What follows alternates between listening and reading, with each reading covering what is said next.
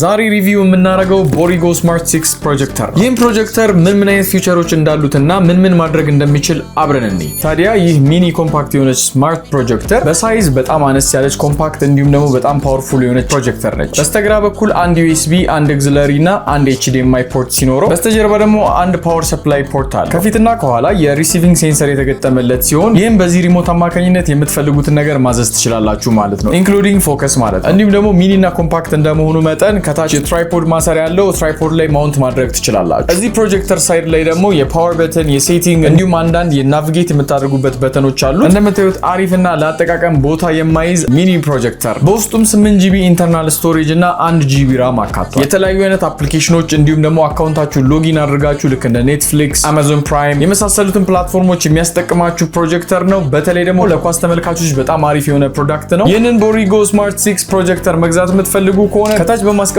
ስልክ እየደወላችሁ መግዛት ትችላላችሁ። በየጊዜው እንደነዚህ አይነት ቪዲዮዎችን ስለምለቅ ፎሎ ማድረግ እንዳትረሱ።